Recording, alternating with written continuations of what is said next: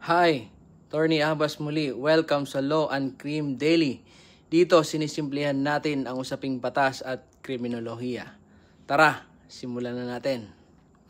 May intent to kill ba sa homicide? Kapag ang biktima ay namatay, pinagpapalagay ng batas na may intent to kill ang offender.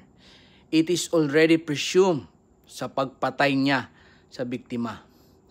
Nagiging material lang ang intent to kill pag hindi namatay ang victim o sa case ng attempted or prostrated homicide.